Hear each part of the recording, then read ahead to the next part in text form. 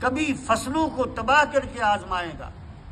مختلف طرح سے مختلف مصیبتوں میں مختلف پریشانیوں میں ڈال کر اللہ رب العالمین اہل ایمان کو آزمائے گا۔ اس کے بعد اللہ کہتا ہے وَبَشِّرِ الصَّابِرِينَ الَّذِينَ اِذَا أَصَابَتْهُمْ مُصِیبَةٌ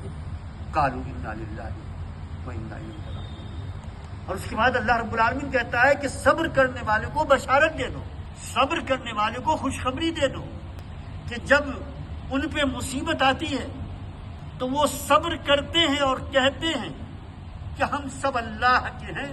اللہ کے لیے ہیں، اور ہم سبوں کو اللہ کی طرف ہی لوٹ کر جانا ہے۔ ابھی کی جو صورتحال ہے، اس صورتحال میں دو باتیں ہیں، ایک تو صبر و تحمل سے کام لینا ہے، قانون کو اپنے ہاتھ میں نہیں لینا ہے، ابھی جو کشیدہ حالات ہیں اسے نارمل کرنے کی کوشش کرنی ہے، صبر و تحمل کے ساتھ، عقل مندی کے ساتھ، حکمت عملی کے ساتھ یہ کرنا ہے، نمبر ایک۔ اور نمبر دو، دفاع کرنا ہے، دفاع کے لیے تیار ہے۔ یہ ملک کا قانون بھی یہ حق آپ کو دیتا ہے، مسلمانوں کو دیتا ہے، سبوں کو دیتا ہے، ہر ناگرک کو دیتا ہے،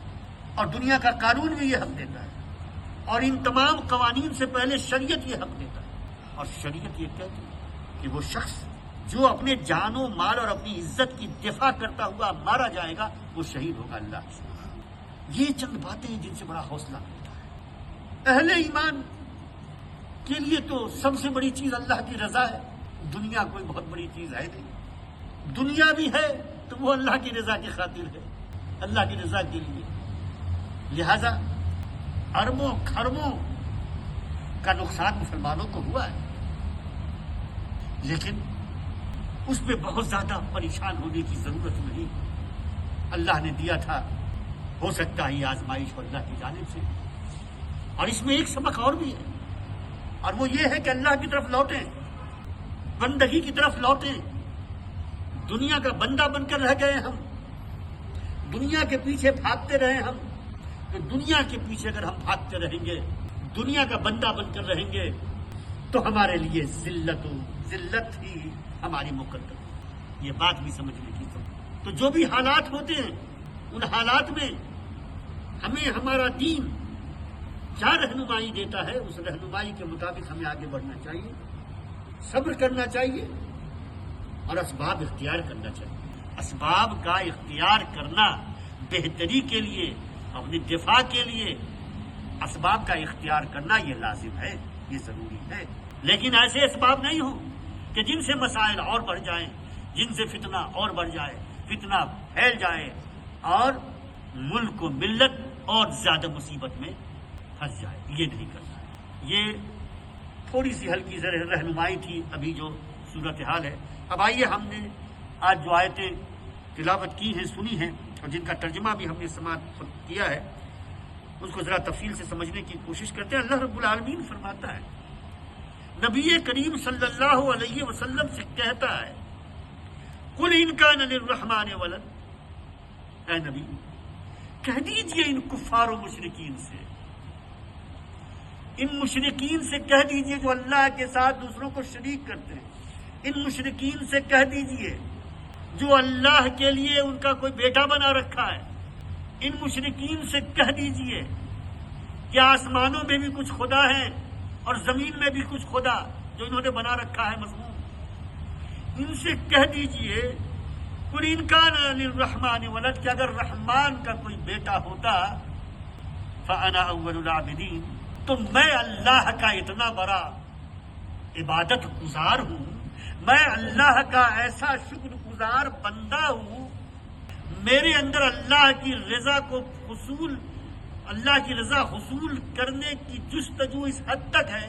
کہ اگر واقعتاً اللہ کا کوئی بیٹا ہوتا تو تم سے پہلے میں اس کی عبادت کرتا، میں اس کی عبادت کرتا۔ تو میرا انکار کرنا کوئی جذباتی عمل نہیں، تم نے جو اللہ کو رحمان کے لیے بیٹا بنا رکھا ہے اس کا انکار کرنا وہ کوئی جذباتی عمل نہیں، یا وہ کوئی بے دلیل عمل نہیں، بلکہ یہ بات بے سند ہے، اس پر اللہ کی جانب سے کوئی حکم نہیں ہے، کوئی سند نہیں ہے۔ تمہاری بات، جو بات تم کہتے ہو، وہ صرف اتنی نہیں کہ بے دلیل ہے، بے سند ہے، بلکہ اللہ رب العالمین کی ذات پر بہت بڑا بہتان ہے، بہت بڑا ظلم ہے جو تم کرتے ہیں، اور یہی وجہ ہے کہ ہم اس کا انکار کرتے ہیں اور شدت سے انکار کرتے ہیں۔ اور تمہیں بھی عقل کے ناخن لینے چاہیے، تمہیں بھی سوچنا اور سمجھنا چاہیے، اور جن حقائق کو قرآن کھول کھول کر بیان کر رہا ہے، جو اللہ کی کتاب ہے، جو ہدایت کے لیے نازل کی گئی ہے، اس میں تمہیں غور و فکر کرنا چاہیے، اور جو بات واقعتاً مستند ہے جو اللہ کی جانب سے ہے، ان باتوں کو ماننا چاہیے، ان حقائق کو ماننا چاہیے، اور ایمان لا کر کے تم اللہ رب العالمین کی ہدایت پر تمہیں گامزن ہو جانا چاہیے۔ یہ ہے عقل کا تقاضا، یہ ہے انصاف کا تقاضا، یہ ہے دلائل کا تقاضا۔ یہ بات بتائی گئی اور گویا ضمن یہ بات کہی گئی کہ تم جو عبادت کرتے ہو، جن کی وہ تمہاری عبادت باطل ہے اور تمہیں اس کا کوئی صلہ ملنے والا نہیں، تمہارا انجام تباہی کے علاوہ اور کچھ بھی نہیں۔ اور ہم اور آپ جانتے ہیں کہ یہ ساری باتیں وہ کیوں کر رہے تھے، اور اس پر ہماری بات گفتگو کئی دفعہ ہو چکی ہے۔ آئیے آگے دیکھتے ہیں۔ اللہ رب العالمین فرماتا ہے، اس کے بعد یہ بات کہنے کے بعد پھر اس کی تردید میں، اس کے کنڈمنیشن میں قرآن یہ کہتا ہے سبحان رب السماوات والارض، پاک ہے، بے عیب ہے وہ رب جو آسمانوں اور زمین کا فرما روا ہے۔ پاک اور بے عیب ہے وہ رب، وہ اللہ جو سبحان رب السماوات والارض رب العرش عما یصفون، پاک ہے آسمانوں اور زمین کا فرما روا جو عرش کا مالک ہے، اور ان ساری باتوں سے جو یہ لوگ اس کی طرف منسوب کر رہے ہیں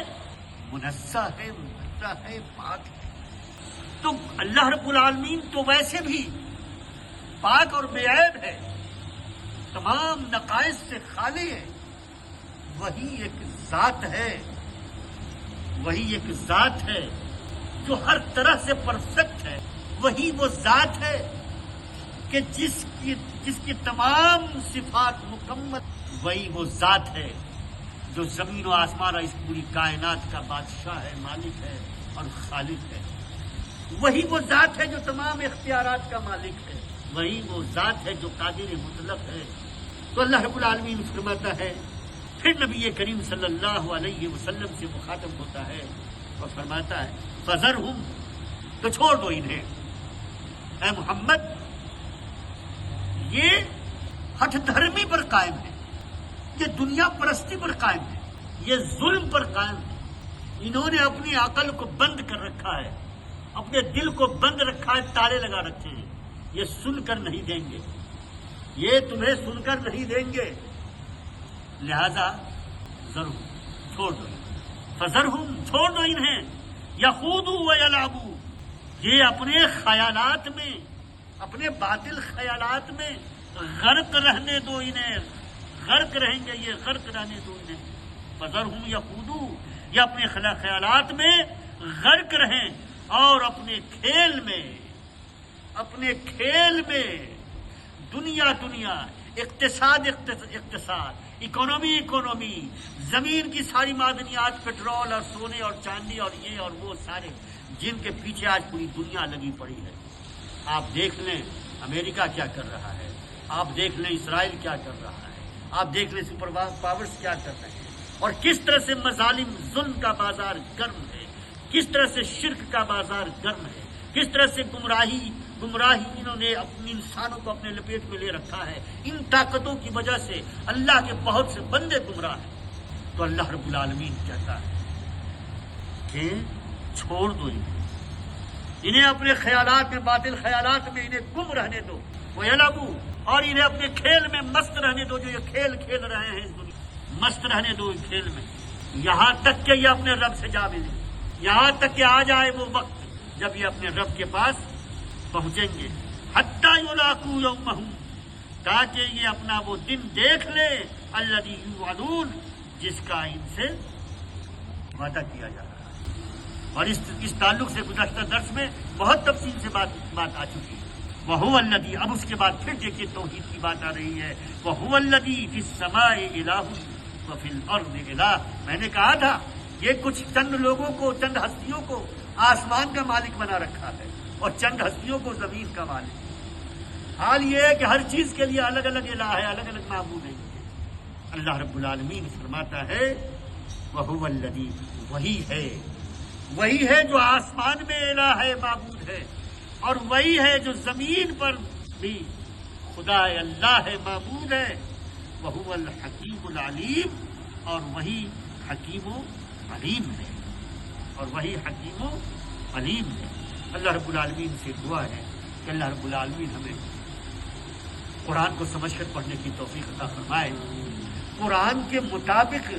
اپنی زندگی گزارنے کی توفیق عطا فرمائے، قرآن کو اللہ کے بندوں تک پہنچانے کی توفیق عطا فرمائے،